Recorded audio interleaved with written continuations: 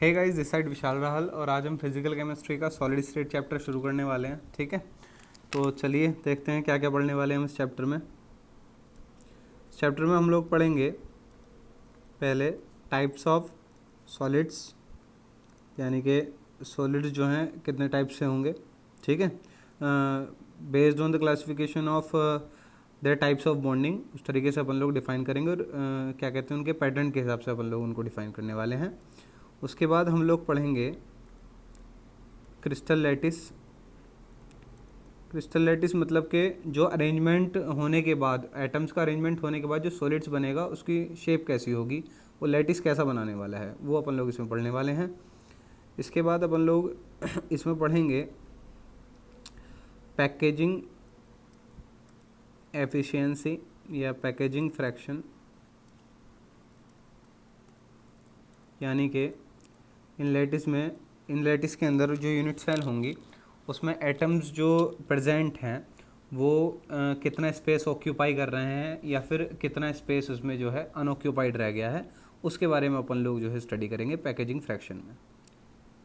इसके बाद अपन लोग पढ़ने वाले हैं डेंसिटी ऑफ सॉलिड्स हम लोग पढ़ेंगे। इसके बाद अपन लोग पढ़ेंगे वॉइड्स, जो वॉइड्स खाली रह जाएंगी उसमें अपन लोग पढ़ने वाले हैं। देन हम पढ़ने वाले हैं special types of arrangements, special types of arrangement of lattice. ठीक है, इसके बाद हम पढ़ेंगे डिफेक्ट्स इन सॉलिड, यानी कि सॉलिड जब बन रहा होता है तो उसमें कुछ डिफेक्ट्स आ जाते हैं, वो अपन लोग इसमें पढ़ेंगे। और उसके बाद हम लोग पढ़ेंगे सेमीकंडक्टर्स एंड मैग्नेटिक प्रॉपर्टी, ठीक है, ऑफ सॉलिड्स। इस तरीके से अपन लोग पढ़ेंगे। अच्छा, चैप्टर के लेक्चर्स किस हिसाब से चलने वाले मैं आपको बता देता हूँ। आज हम लोग क्रिस्टल लैटिस पढ़ने वाले हैं। ये types of solids actually theoretical portion, छोटा पोर्शन है। हम इसको टाइप्स ऑफ सॉलिड्स को डिफेक्ट्स और सेमीकंडक्टर्स वाले लेक्चर के साथ कवर करेंगे, क्योंकि ये इतना इंपॉर्टेंस नहीं है और एक ही लेक्चर में कवर हो जाएंगे। तो आज हम लोग पढ़ने वाले हैं क्रिस्टल लैटिस। इसके बाद हम पैकिंग फ्रैक्शन पढ़ेंगे, एफिशिएंसी, देन हम डेंसिटी पढ़ेंगे, एंड वॉइड्स हम लोग पढ़ने वाले हैं, और फिर हम लोग पढ़ेंगे स्पेशल टाइप्स ऑफ अरेंजमेंट। इन सबका एक एक लेक्चर होगा, उसके बाद एक लेक्चर इन तीनों का होगा। ठीक है, तो उसके बाद कुछ लेक्चर्स में हम लोग क्वेश्चंस करेंगे प्रीवियस ईयर के, जेई मेन, एडवांस वगैरह के और नीट के क्वेश्चंस अपन लोग करने वाले हैं। और तो देखिए इससे हमारा क्या क्या कवर होने वाला है, इसे पढ़ने के बाद हम क्या क्या कवर कर लेंगे इस चैप्टर, इन लेक्चर्स के थ्रू। एक हमारा जो है बोर्ड्स क्लियर हो जाएगा। ठीक है, बोर्ड्स हमारा जो है क्लियर हो जाएगा। बोर्ड्स में पहले ये चैप्टर 12th में था, अब तो 11th में आ गया, तो ये 5 मार्क्स का आता था, तो उसी के हिसाब से अपन लोग डील करेंगे इस चैप्टर को। तो पहले बोर्ड्स कंप्लीट हो जाएगा इससे हमारा। इसके बाद अपन लोग इसमें जेई मेन प्लस एडवांस्ड यहाँ तक कवर कर लेंगे हम, और इसके साथ साथ हम लोग नीट भी कवर कर लेंगे। तो इस चैप्टर को पढ़ के हम लोग इतना कवर कर लेंगे, बोर्ड्स, जेई मेन, एडवांस और नीट। अच्छा, इसके साथ हमको जो है करना कैसे कैसे हैं चैप्टर्स, हमको कैसे कवर करना है ये सब चीज़ें, तो इसके लिए आप बुक कैसे कैसे लगाएंगे। आप एनसीईआरटी टेक्स्ट बुक सबसे पहले लगाएंगे, चैप्टर जैसे जैसे चलेगा उसके साथ साथ आप लगाते रहें। इसके बाद एनसीईआरटी की एग्जाम्पलर्स होगी, एग्जाम्पलर आप लगाएं। ठीक है, इसके बाद आप डीपीपी एंड मॉड्यूल जो आपको मिलेंगे आप वो लगाएंगे। बस इसे करने के बाद आपका यहाँ तक ये जो है चैप्टर जो है क्लियर हो जाएगा। ठीक है, तो चलिए हम लोग शुरू करते हैं फिर चैप्टर को। क्रिस्टल लैटिस से अपन लोग शुरू करेंगे। ठीक है, चलिए।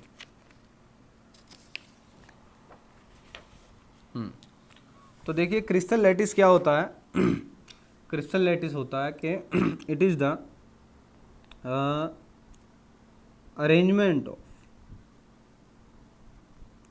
Arrangement of group of atom और एटम। ठीक है, क्रिस्टल लैटिस क्या है कि एटम जो है ना, जैसे मान लीजिए कोई सॉलिड बन रहा है और उसमें ना एटम्स जो है अरेंज होते जा रहे हैं, तो वो एक क्रिस्टलाइन सॉलिड्स में क्या होता है, ओके, दो प्रकार के सॉलिड्स हम पढ़ेंगे, क्रिस्टलाइंस और अमरफस। क्रिस्टलाइंस में क्या होता है, एटम जो है वो एक पर्टिकुलर फैशन फॉलो करते हैं, यानी कि एक रेगुलर पैटर्न में अरेंज होते हैं। तो जब वो अरेंज्ड होंगे, एटम्स को दूसरे एटम से कनेक्ट किया जाएगा तो एक अरेंजमेंट तैयार होगा इस तरीके का, जैसा आप देख पा रहे हैं ये क्यूबिक लैटिस है, ठीक है।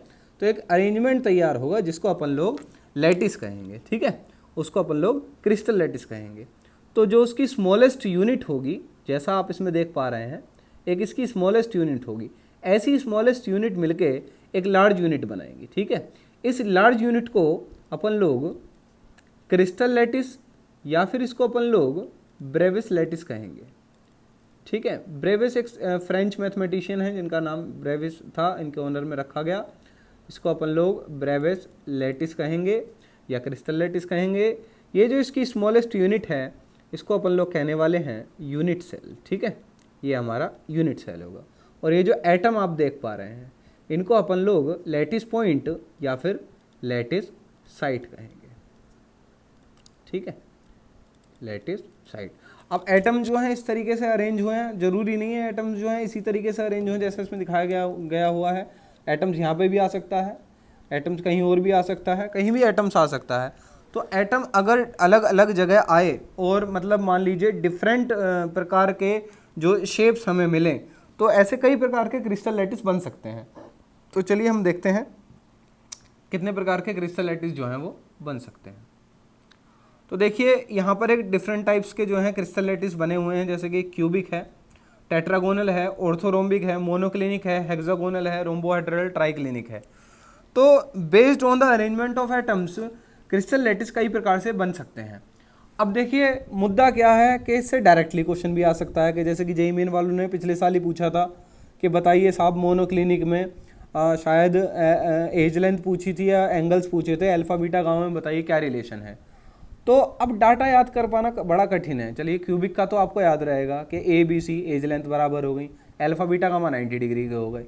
अगर ये वाली पोजीशन है, ये सिचुएशन ये वाली है, तो ये जो लैटिस होगा वो क्यूबिक हो जाएगा। लेकिन बाकी सबका आप कैसे याद करेंगे, क्योंकि इस चैप्टर में हम लोग एक तो ये डील करने वाले हैं क्यूबिक, और ज़्यादा से ज़्यादा थोड़ा बहुत अपन लोग इसको यूज़ कर लेंगे हेक्सागोनल को, बाकी अपन लोग इस चैप्टर में नहीं पढ़ने वाले हैं। तो इनका डाटा कैसे याद किया जाए, तो इसके लिए हम लोग क्या करेंगे, एक ट्रिक याद कर लेंगे, ठीक है। तो वो ट्रिक जो होगी और वो मैं लिखवा देता हूँ। ट्रिक किस तरीके से याद करेंगे अपन लोग, इनके एंगल्स याद रखने के लिए, ताकि एग्जाम में क्वेश्चन आए तो आसानी से हो जाए। मैं लिखता हूँ, ट्रिक ये है कि केमिस्ट्री तो राहल सर ही मस्त पढ़ाते हैं, ठीक है। केमिस्ट्री तो राहल सर ही मस्त पढ़ाते हैं। अब इसको लाइन को याद कर लें और इसमें याद करें कि हमने जो है कैपिटल क्या क्या रखा है। हमने कैपिटल कुछ वर्ड रखे हैं, उनके स्टार्टिंग लेटर को अपन लोग जो है इसी तरीके से अरेंज करेंगे। ये जो मैंने केमिस्ट्री में सी, टी तो में दोनों टी और ओ, राहल में आर, और फिर एच, एम और टी मैंने जो है हाईलाइट किया है। इसी प्रकार से अपन लोग लिखेंगे। तो जैसे जैसे लेटर्स हैं इसी प्रकार से अपन लोग लिखने वाले हैं। तो सी से जो है केमिस्ट्री है, सी से हमारे पास एक क्यूबिक होगा, तो मैं यहाँ पर लिख लूँगा क्यूबिक, ठीक है। अब टी से हमारे पास जो है टेट्रागोनल है, ट्राइक्लिनिक है। तो पहले याद रखें कि हमको टेट्रागोनल लिखना है, तो मैं लिख लेता हूँ टेट्रागोनल। इसके बाद ओ से हमारे पास है ऑर्थोरोम्बिक। इसके बाद आर से हमारे पास है रोम्बोहेड्रल।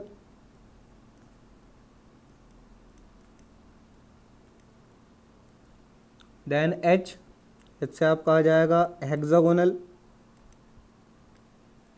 ठीक है। फिर एम से जो है मोनोक्लिनिक आ जाएगा, और टी से ट्राइक्लिनिक हमारा आ जाएगा, ठीक है, ट्राइक्लिनिक। अब देखो ये सब जो है ना हमको लिखना पड़ेगा एक क्वेश्चन का आंसर देने के लिए। अब मुद्दा ये है कि इसको डाटा या तो आप ऐसे ही याद कर लें, डाटा अगर आपको आसानी से याद हो जाता है क्योंकि क्वेश्चन भी अराइज होते हैं, तो इस तरीके से ट्रिक तो देखो ये याद करनी पड़ेगी, इसी तरीके से लिखनी पड़ेगी बार बार, या आपको ये डाटा मेमोराइज हो जाता है ज़्यादा अच्छी बात है। तो अब हम इनके क्या करेंगे, इनकी साइड्स और एंगल्स हम लोग लिखेंगे। अब इनका पैटर्न क्या है, पैटर्न अपन लोग देखेंगे किस तरीके से लिखना है हमको। पैटर्न इस तरीके से जाएगा, यहाँ पर साइड्स होंगी ए बी सी जो है एज लेंथ, ऐसे जाएगी A equal to B equal to C, फिर A equal to B not equal to C, then A not equal to B not equal to C, ऐसे आ गया। अब यही पैटर्न दोबारा रिपीट करें, A not equal to B, sorry ये तो गलत हो गया, दोबारा रिपीट करेंगे, A equal to B equal to C, फिर A ये जो है ये ओके, फिर A equal to B not equal to C, और देन फिर A not equal to B not equal to C. ठीक है, इसके बाद जो है लास्ट में क्या है, हमको ये लास्ट वाला ही रिपीट करना है, A not equal to B not equal to C. इस तरीके से हम लोग इसकी साइड्स लिख लेंगे।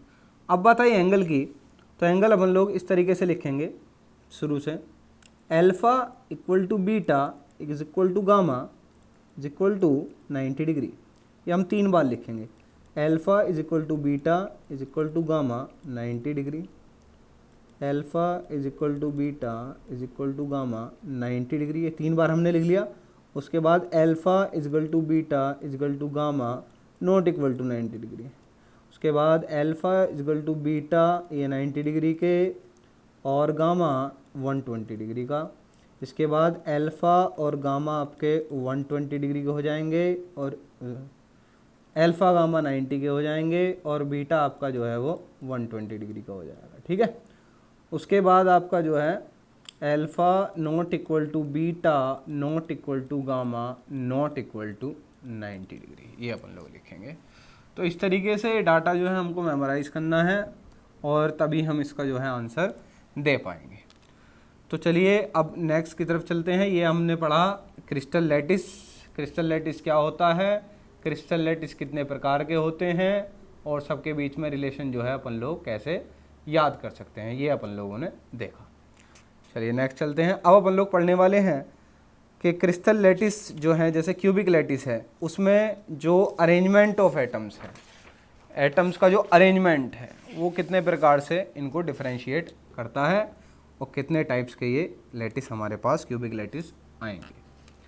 तो जो क्यूबिक लैटिस है based on the arrangement of atoms,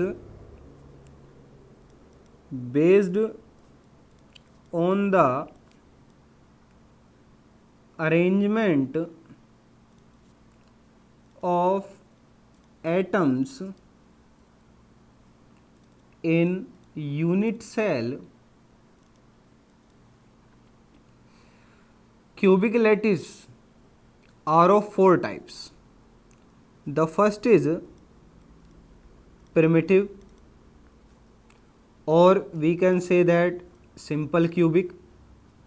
The second is body centered cubic, BCC. Third is face centered cubic, FCC. And the fourth is and centred cubic.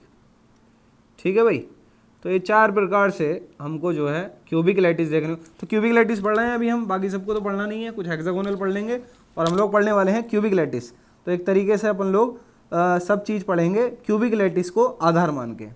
तो क्यूबिक लैटिस में हमने देखा कि क्यूबिक लैटिस जब एक cubic, हमने जो पीछे देखा था जो क्यूबिक लैटिस था हमारे पास, उसमें जो एक यूनिट सेल था उसमें हमने देखा था कि जो एटम्स थे वो कॉर्नर पे लग रहे थे। ठीक है, मैं एक बार दोबारा आपको दिखा देता हूँ।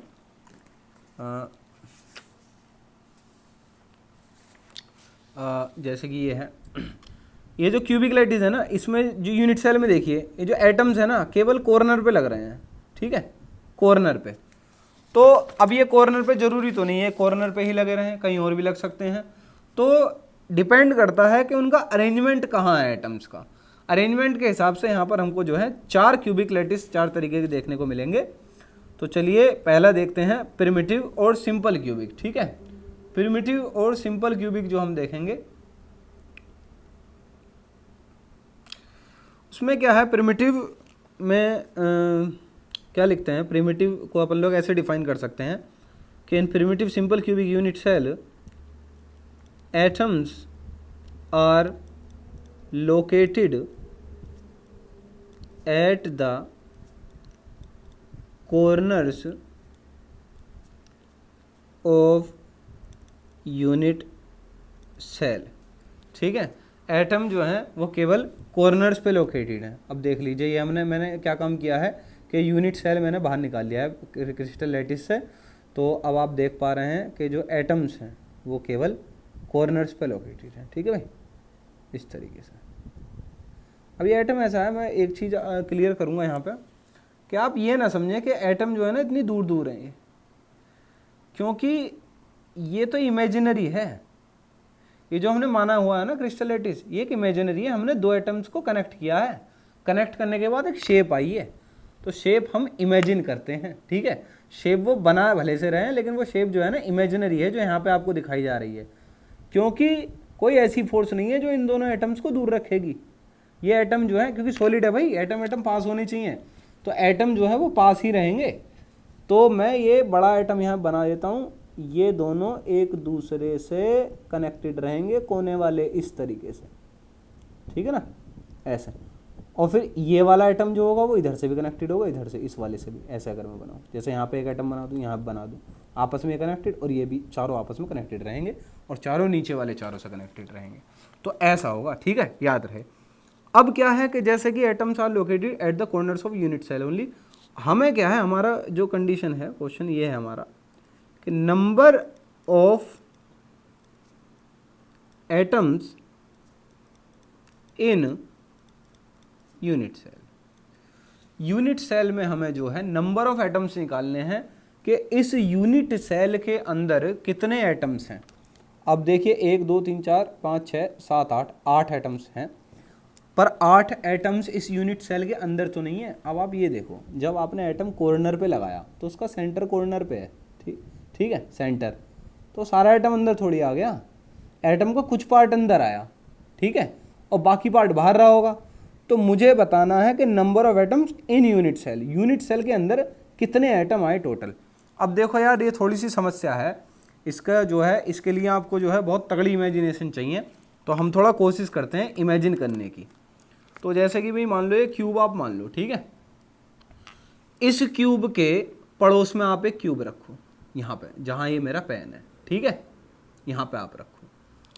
चलो इसको नहीं लेते हैं, मैं यहाँ पे एक बॉक्स बना देता हूँ इस तरीके का, ये।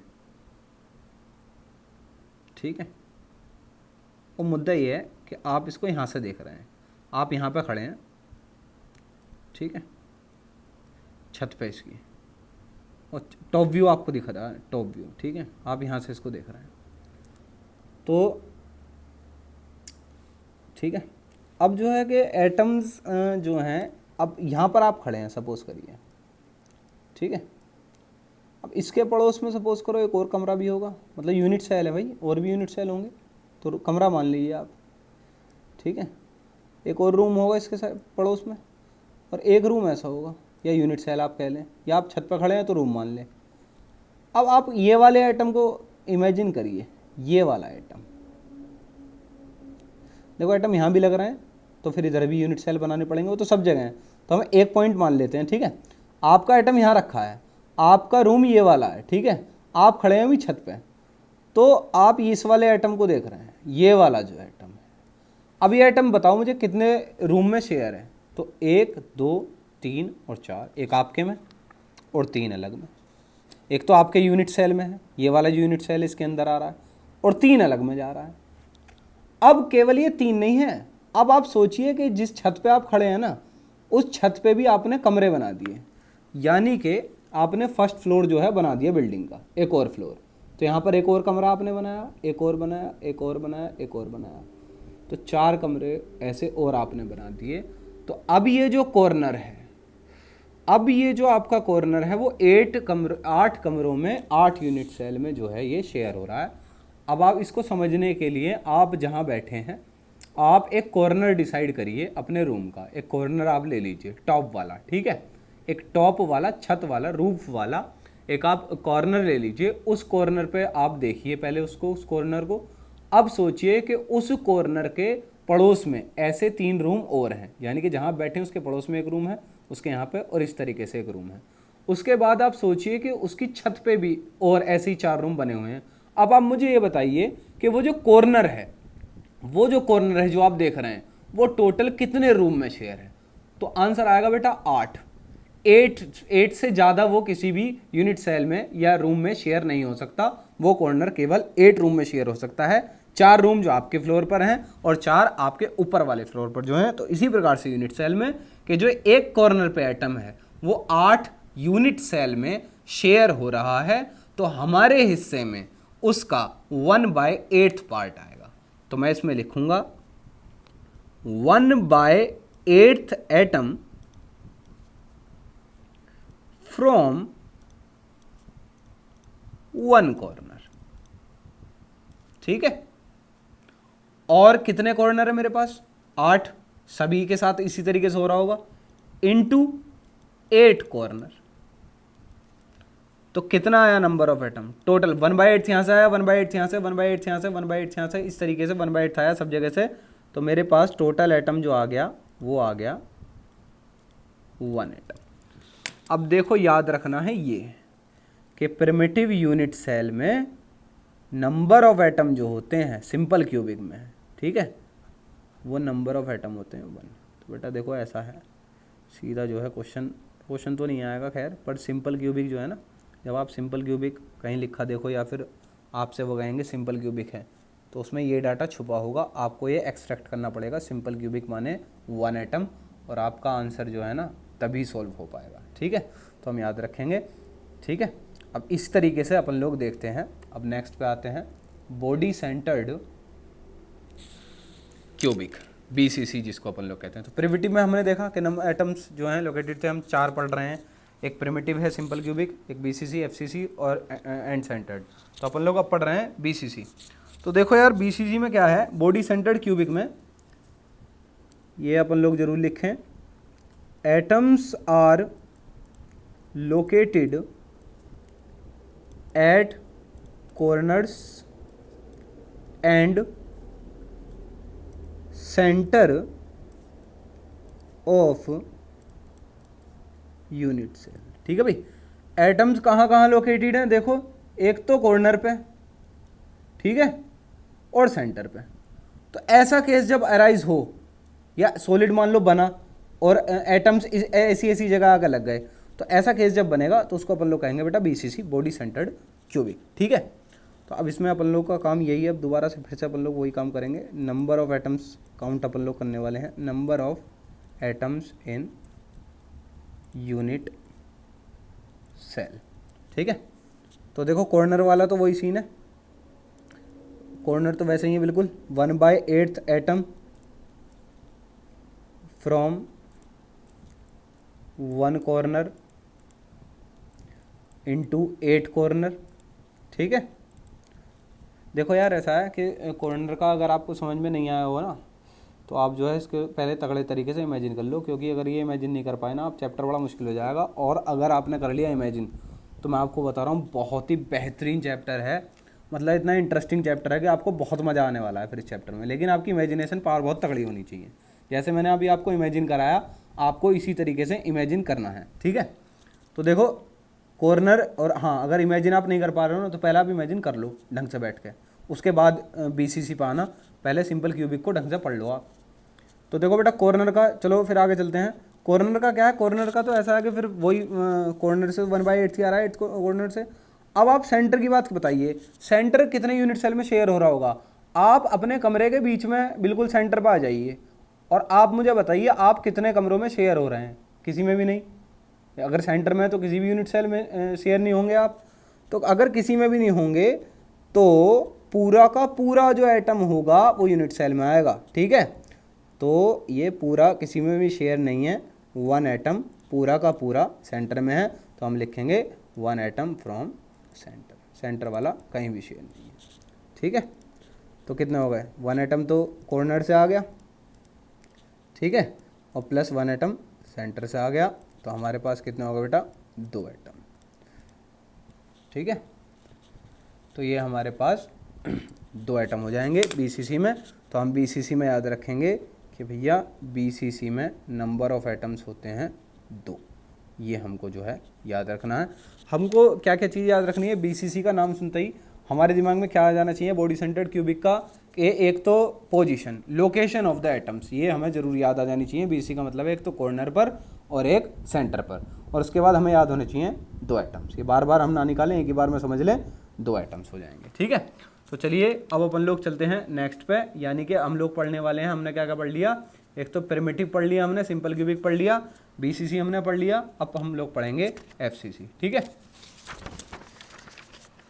चलिए तो शुरू करते हैं फेस सेंटर्ड क्यूबिक। अब इसमें हम लोग डिफाइन कर लेते हैं कि FCC क्या है। FCC are the type of unit cell in which atoms are located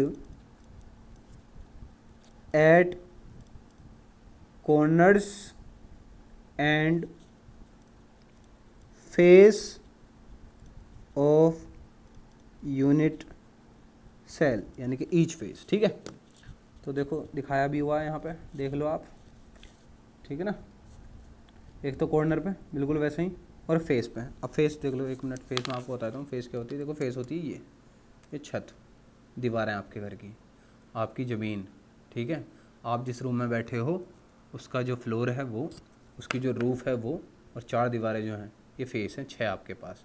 तो एक तो ये वाला फेस, फिर ये फेस, ये, ठीक है, ये वाला और ये वाला, ये आपके इस तरीके से 6 फेस हैं आपके पास, ठीक है। कितने फेस हैं, 6। तो देखो ये आपका छत वाला हो गया, ये आपका जो है ज़मीन वाला हो गया, और ये एक दीवार ये वाला, फिर ये वाली जो दीवार है उस पर ये रहा, और ये पीछे वाली जो दीवार है उस पर ये वाला है, और ये इस वाली दीवार पे फेस पे, ठीक है। आगे बात समझ में। तो नंबर ऑफ एटम्स फिर से हमको काउंट करना है। Number of atoms in FCC face centred cubic में नंबर ऑफ एटम्स कितने हैं। तो देखो बेटा कॉर्नर से तो फिर वही आ जाएगा, 1 atom from corner, 1/8 from each, ठीक है, 1 एटम फ्रॉम कॉर्नर से आ जाएगा। अब फेस से देखते हैं, फेस वाले जो एटम लगे हुए हैं ना, वो यूनिट सेल में कितना कंट्रीब्यूट कर रहे हैं, ठीक है। अब आप क्या काम करें, इस फेस को इमेजिन करें, ये फेस मुझे बता दें, या फिर चलिए कोई भी आप ले लीजिए। अब चलो इस फेस की बात की है, इसे इमेजिन करो आप, इस फेस को आप समझिए, यानी कि आप अपनी छत को देखिए, आपकी जो रूफ है उसको आप देखिए, वहाँ पर आप एक बॉल फिट कर दीजिए, एक एटम वहाँ पर, एक बीचों बीच सेंटर में एक बॉल आप लगा दीजिए। बॉल थोड़ी बड़ी होनी चाहिए, बड़ी बॉल आप लगा दीजिए, और अब उस बॉल को देखिए, मतलब चिपकानी नहीं है, आपका सेंटर बिल्कुल रूफ पर आना चाहिए, ठीक है। उसके बाद आप देखिए कि वो जो बॉल है वो कितने रूम में शेयर हो रही है। सेंटर पे आप लगाएंगे तो एक तो आपके वाले रूम में, और एक जो आपके ऊपर जस्ट रूम बना हुआ होगा, आपके रूम के जस्ट ऊपर, इन 2 रूम में वो शेयर हो रही होगी। या फिर आप इस वाले, आप किसी दीवार को इमेजिन कर लीजिए कि एक आपका रूम हो और पड़ोस में एक रूम हो, ठीक है। तो जो दीवार है वो केवल 2 रूम में शेयर है, एक आपके रूम में और एक आपके पड़ोसी के रूम में, ठीक है। तो मुद्दा क्या है कि इसी प्रकार से अपन लोग यूनिट सेल को इमेजिन करेंगे कि यूनिट सेल में जो फेस है वो 2 यूनिट सेल में शेयर होगा, ठीक है। तो अगर ये मैं एटम जो लगाऊंगा ना, तो वो एक तो इस वाली यूनिट सेल में और एक इसके पड़ोस में, इस फेस से जो यूनिट सेल बन रहा होगा उसमें होगा, ठीक है। तो यानी कि एक बॉल 2 यूनिट सेल में, एक एटम 2 यूनिट सेल में शेयर हो रहा है, तो उसका आधा हिस्सा हमारे पास आ रहा होगा। तो हमारे पास आएगा प्लस, कॉर्नर से प्लस करेंगे अब, हाफ फ्रॉम ईच फेस। वो कितने फेस हैं हमारे पास, 6 फेस है, ठीक है। तो कितना आ गया, 1 + 3, तो ये हमारे पास आ गए 4 एटम, ठीक है। तो ये हम लोग याद रखेंगे कि 4 एटम होते हैं भैया FCC में, ठीक है। कैसा आए, एक तो कॉर्नर से आया बिल्कुल एज इट इज़ जैसे हम पहले पढ़ के आए हैं, और 3 एटम जो आए हैं वो आपके कहाँ से आए हैं, फेस पे से आए हैं। वो फेस पे से कैसे आए हैं, 6 फेस थे हमारे पास, हर फेस पे से हाफ एटम्स इनसाइड है और हाफ एटम आउटसाइड है। दीवार पर हमने एक एटम लगाया, एक बॉल लगाई है, उसका सेंटर बिल्कुल दीवार पर है, तो वो आधी यूनिट सेल के अंदर, यानी कि आधी हमारे रूम के अंदर आ रही होगी और आधे दूसरे रूम में अपोजिट में जा रही होगी। तो हमको इनसाइड वाला देखना है हमारे यूनिट सेल में कितना आ रहा है। तो हाफ आ रहा है, हाफ आया 6 फेस से, तो 3 एटम्स यहाँ से आ गए, टोटल हो गए 4 एटम्स। तो एफसीसी में हम लोग याद करेंगे एक तो कॉर्नर पर और एक फेस पर, और टोटल एटम्स होंगे 4। ठीक है, चलिए अब अपन लोग पढ़ते हैं एंड सेंटर्ड। ठीक है, एंड सेंटर्ड्स क्या होते हैं बेटा, देखो एटम्स एंड सेंटर्ड क्यूबिक आएगा यहाँ पे। Atoms are located at corners and two opposite faces। ठीक है, एटम्स कहाँ कहाँ जो लोकेट हैं, एक तो कॉर्नर पे हैं, यहाँ पर आप देख लो, ठीक है, और 2 अपोजिट फेस पर। अब 2 अपोजिट फेस चाहे ये वाले हो जाएं, चाहे कोई से भी 2 अपोजिट फेस हो जाएं, यानी कि 2 आमने सामने की दीवार हो जाए, रूम की कोई भी, यूनिट सेल का कोई सा भी फेस हो जाए आमने सामने वाले। ठीक है भाई, इसको अपन लोग एंड सेंटर्ड कहेंगे। तो अब इसमें फिर से अपन लोग क्या करेंगे, नंबर ऑफ एटम निकालेंगे, नंबर ऑफ एटम्स। तो भैया देखो 1 atom from corner without any doubt, 1 atom from corner, ठीक है साहब, प्लस हाफ एटम आया फेस से, और इस बार 6 फेस नहीं है भाई, देखो फेस से तो उतना ही आएगा ना, हाफ ही तो आएगा फेस जो हमने निकाला है, इसमें बदल थोड़ी जाएगा। हाफ आया फेस से, और कितनी फेस है इस बार, 2 फेस। तो 1 एटम कॉर्नर से आ गया, 1 एटम फेस से आ गया, आधा यहाँ से आया, आधा यहाँ से आया। ठीक है, तो टोटल कितने आ गए, 2 एटम्स। हालांकि एंड सेंटर्ड पे इतने क्वेश्चन बनते नहीं हैं, ठीक है, मतलब आपको ज़्यादातर बीसीसी एफसीसी देखने को मिलेगा।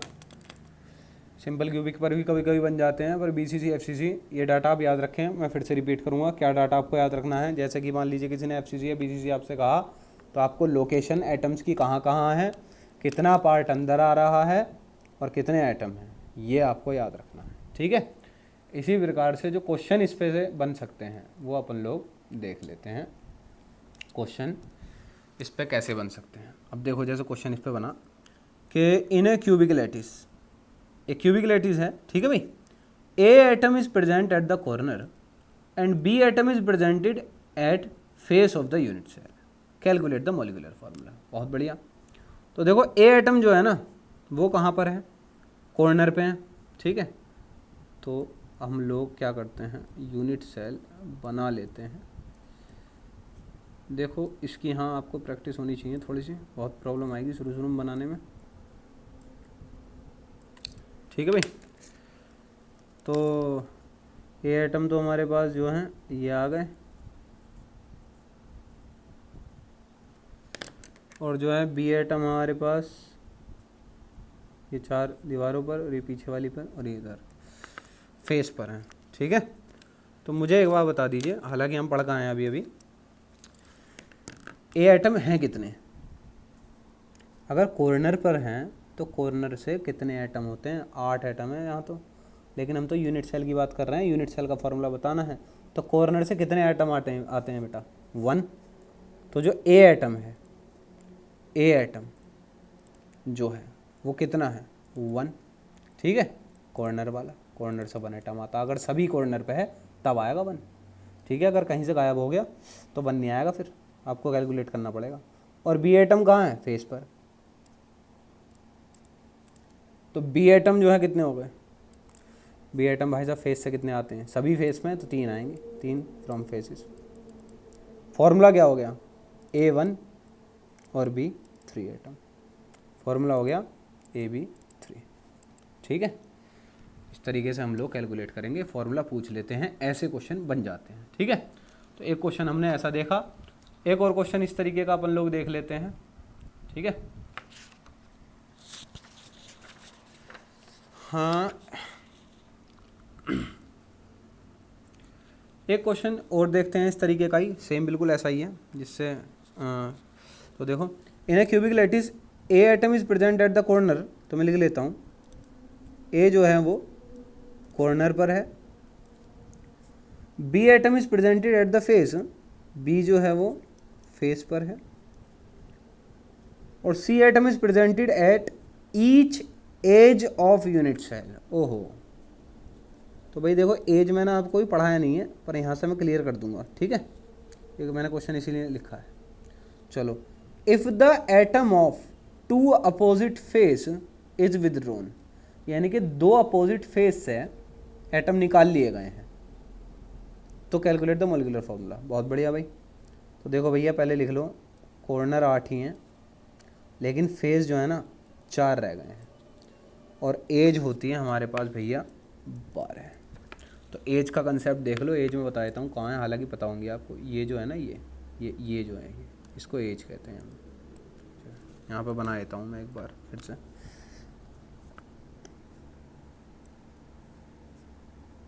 देखा जब से चेहरा तेरा, मैं तो हफ्तों से सोया नहीं, भूल। तो देखो भाई, हमने क्या काम करा है, एक यूनिट सेल बना लिया है, इसमें ए को अपन लोग जो है यहाँ कॉर्नर पे लगाएंगे, ठीक है भाई।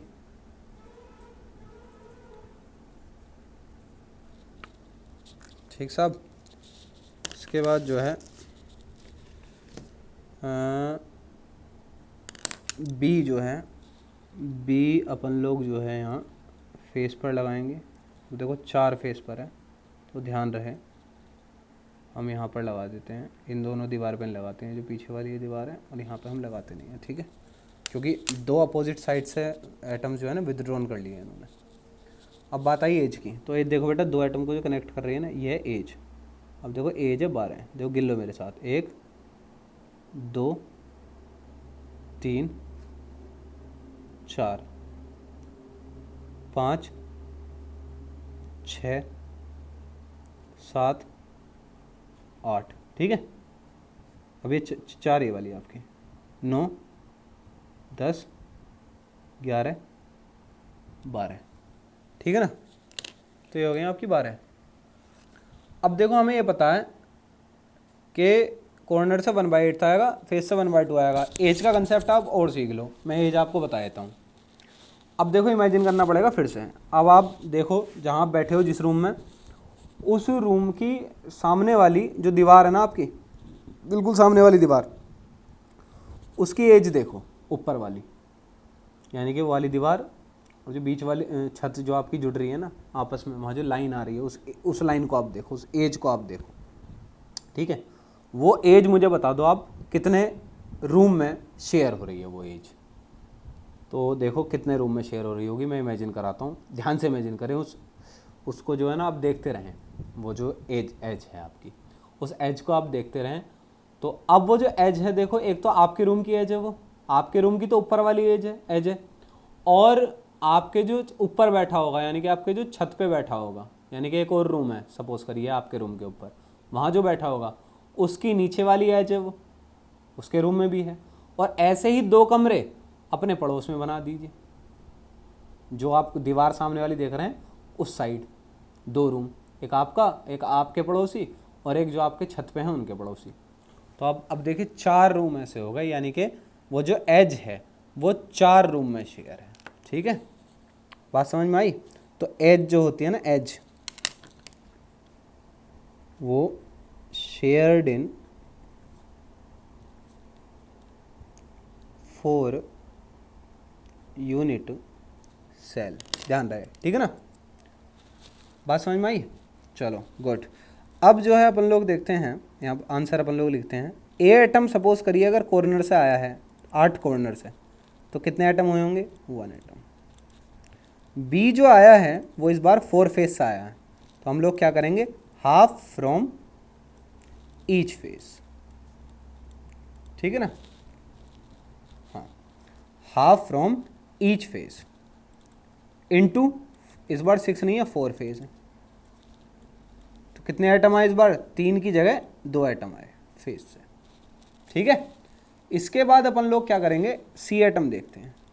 तो देखो बेटा एज है 12 एटम है। ठीक है, 12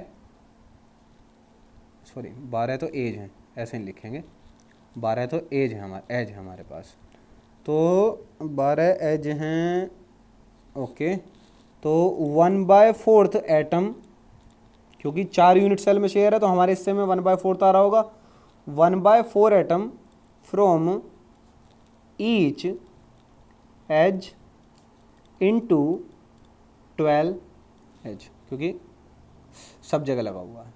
तो ऐसा है, अगर वो आपसे कहे कि 2 अपोजिट फेस इज विदड्रॉन, तभी विदड्रॉन हम कराएं, अदरवाइज हम लोग यही मान के चलें कि सब जगह लगे हुए हैं, अगर वो कह रहा है कॉर्नर पे हैं। ठीक है, तो यहाँ से कितने आ गए हमारे पास, 3 एटम, तो ये आ गया हमारे पास 3 एटम।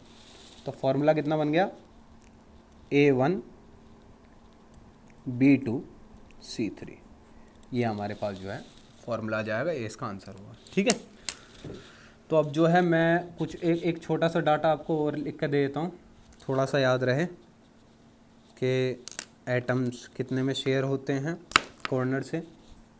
जो कॉर्नर्स हैं हमारे पास, एक सेंटर होता है, ठीक है, एक फेज होती हैं और एक एज होती है। ठीक है, 4 चीज़ें हैं हमारे पास।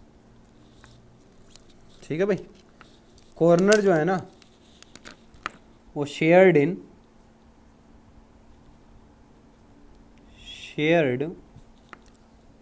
मैं लिखूंगा, कॉर्नर जो है ना शेयर्ड इन 8 यूनिट सेल। ठीक है, सेंटर केवल 1 यूनिट सेल अपने आप में ही रहता है। ठीक है, फेस जो है ना, फेस वो शेयर्ड इन 2 यूनिट सेल, यानी कि एक फेस 2 यूनिट सेल में शेयर होता है, तो जब हम वहाँ पर एटम रखते हैं तो वो आधा हो जाता है 2 की जगह। ठीक है, और ऐसी कॉर्नर 8 में होता है, तो हम जब वहाँ पे एटम रखते हैं तो उसका 1/8 पार्ट हमारे पास आता है। इसी प्रकार से जो एज होती हैं वो 4 यूनिट सेल में शेयर होती हैं। ठीक है, इसीलिए मैंने यहाँ पे 1/4 हमारे हिस्से में आया। ठीक है भाई, तो चलिए ये रहा हमारा आज का लेक्चर। ये हमारा पहला लेक्चर था इस चैप्टर का, सॉलिड स्टेट का। और देखो चैप्टर बहुत ज़्यादा इंटरेस्टिंग चैप्टर है, तो इसको बहुत अच्छे से समझिएगा आज के लेक्चर को। देखो थोड़ी इमेजिनेशन आपको बहुत ज़्यादा अच्छी करनी पड़ेगी, लेकिन हाँ अगर आपने इसको थोड़ा सा अच्छे से समझने की कोशिश की ना तो चैप्टर बहुत इंटरेस्टिंग है। ये वाला लेक्चर कुछ नहीं था, मतलब कंटेंट जो था इस लेक्चर में, इसके जो आगे वाले लेक्चर हैं इस चैप्टर के भाई साहब बहुत बढ़िया जो है कंटेंट है, मतलब बहुत मज़ा आएगा आपको उस चैप्टर पढ़ने में। ठीक है, तो इसको बहुत अच्छे से पढ़िएगा। और नेक्स्ट लेक्चर जो है इसके 5-6 लेक्चर्स बनेंगे, तो वो कंटिन्यूस फॉर्म में आपको मिलते रहेंगे। ठीक है, और जो इसका आपको एनसीईआरटी पढ़ लें, पहले आप एनसीईआरटी एग्जाम्पलर पढ़ लें, और जो इसकी डीपीपीज और मॉड्यूल हैं वो आपको एप्लीकेशन से मिल जाएंगे। ठीक है गाइज, चलिए थैंक यू।